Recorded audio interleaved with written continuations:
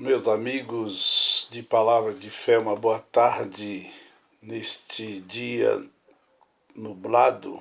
Hoje está muito frio por aqui. Eu quero falar nesta oportunidade sobre Cuba. O que era Cuba antes do comunismo e Cuba depois do comunismo. Antes, Cuba tinha o Capitólio Nacional, considerado o sexto palácio mais lindo do mundo. Tinha 358 salas de espetáculos e perdendo somente para Nova York. Foi a primeira nação ibero-americana a usar o barco e a máquina a vapor. Criaram uma rodovia que circulava Havana com um anel que circulava toda a cidade, facilitando da periferia para o centro, ali em Havana. Teve o primeiro departamento da América do Sul a ter o raio-x. Em 1900, Cuba foi considerado o país que tinha mais automóvel latino-americano. Em 1906, foi a primeira cidade do mundo com descagem direta sem operadora. Foi o primeiro país em 1918 a ter o divórcio, sem deixar também de lado que foi ela a segunda nação a registrar uma estação de rádio. Foi a maior exportadora de livros e gravações do mundo. Foi a primeira nação a ter a estrada de ferro. Foi o primeiro país a ter um presidente negro ibero-americano. Tinha 60 emissoras de rádio em 1928. Parando por aqui, podemos dizer que Cuba não era um país tão atrasado. E hoje, com o governo de Fidel Castro e Che Guevara, quando eles assim estabeleceram uma rebelião, dando-se mal antes da introdução ali do comunismo, eles se deram mal, ou ele se deu mal, Fidel Castro.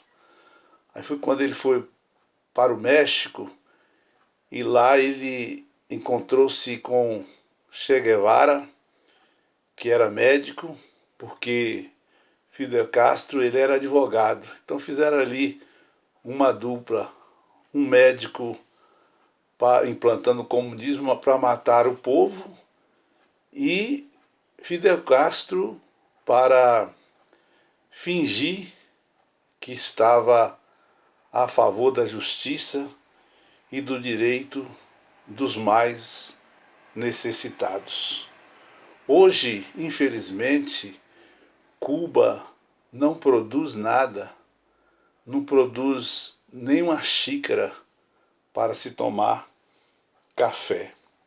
Então, continuando, Che Guevara, argentino, ele de nacionalidade, ele volta para Cuba juntamente com Fidel Castro e ali esses dois comunistas, eles implantam ali esse sistema de comunismo e socialismo. E é triste dizer que quem mora em Cuba são pessoas frustradas e que elas são limitadas a viverem aquela vida tão pobre e miserável, sendo que o governo, a sociedade alta, elevada, escraviza a classe operária, inclusive dizendo para vocês que o sistema comunista é este: deixar a menor parte para a classe pobre, sofredora, e quando você precisar dessas migalhas, você tem que recorrer a esse sistema, esse grupo que tem a sua ideologia, melhor dizendo, porque eles não acreditam em Deus. Interessante que Fidel Castro ele constrói uma base russa em Cuba, e como Miami estava tão próximo a Cuba, logo houve uma preocupação do governo americano, e aí por questões diplomáticas e questões comerciais, então o governo americano cria um acordo com a Rússia e nega apoio a Fidel Castro.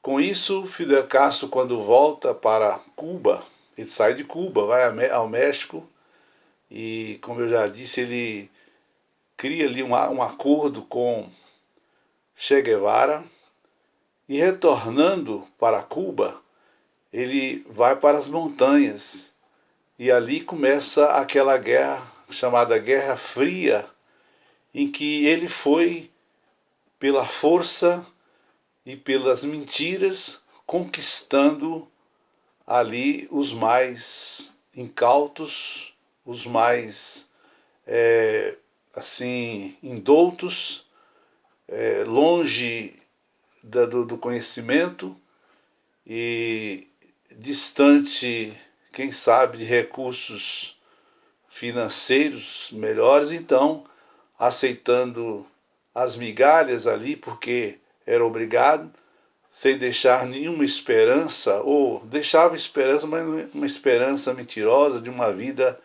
melhor. Então, a Rússia, ela negou apoio a Cuba, e aí Fidel Castro, só ele e o Che, eles dois foram criando forças e espaço para criar ou formar esse sistema. Então, essa palavra que eu estou dando neste momento é para pedir a vocês que estudem mais sobre essa questão, analise mais sobre esse câncer, esse que veio do inferno, chamado comunismo, que vem aí com palavras bonitas, palavras que são verdadeiras, entre aspas, para induzir você à escravidão. Então esta é a minha palavra nesta tarde. Abre os seus olhos, e se você gostou desse comentário, dá o seu like, porque assim você estará nos apoiando. Um abraço e fique em paz em nome de Jesus.